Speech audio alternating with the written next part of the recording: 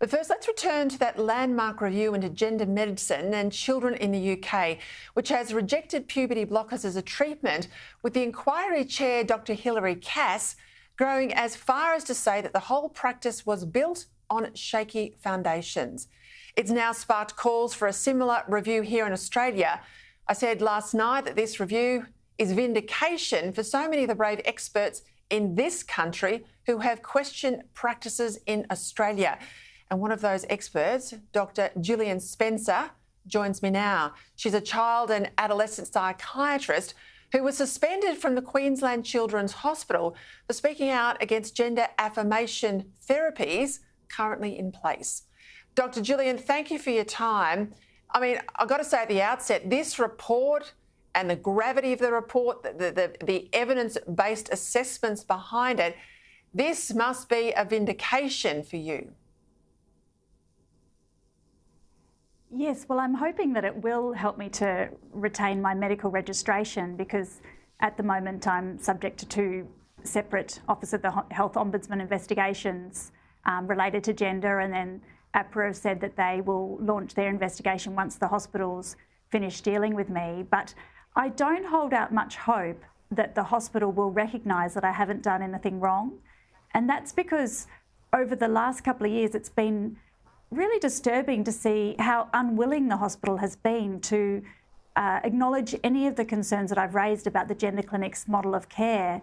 And they've become increasingly hostile towards me.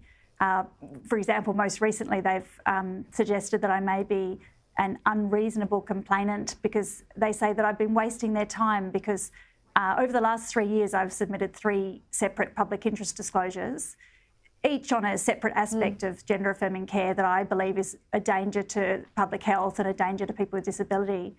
And I just want to point out that that's so ridiculous, because I have a professional obligation to raise my concerns with the hospital when I see danger. So, yeah, so the hospital's continuing on with its shoot the messenger strategy. You know, I went through this last night, I'll say it again, the Cass review. I mean, she's an expert. She's looked at all the previously published studies on hormone treatments in young people. She looked at 53 of them, in fact. It's all there in the documents. And out of the 53, she found that 52 of them were rated moderate or of low quality.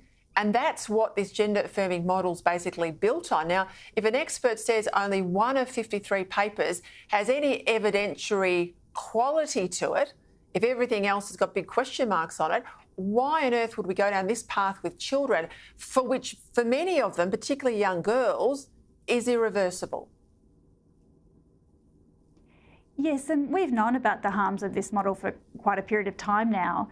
And I'm a little bit frightened about what this scenario will reveal about our health ministers and our hospital executives, because we now have a very well-written, comprehensive, evidence-based report and recommendations. And I think the question that we're going to see answered is, do they care? Do our health ministers and our hospital executives want Australian children with gender dysphoria to receive safe and evidence-based treatments, or do they want to just continue on with providing a discredited model of care in order to please the activists? And it's not just the UK, is it? I mean, Finland, Sweden, even parts of the US are walking away from the model that we've basically locked in children's hospitals right around Australia. Yes, all the Australian gender clinics are providing care according to the affirmation model, which is the model of care that the Cass Review has recommended be ceased. The gender clinics across Australia are all prescribing puberty blockers and cross-sex hormones at alarmingly high rates. And what the gender clinic clinicians always say is that they're conducting very careful assessments before they start the child on puberty blockers or cross-sex hormones. But what the Cass Review has acknowledged is that the gender clinic clinicians have no way of knowing which children will persist in their gender dysphoria into adulthood. And what we know is that the vast majority of children will recover naturally from their gender dysphoria. If they're not prescribed puberty blockers and cross-sex hormones, then they're allowed to go through adolescence.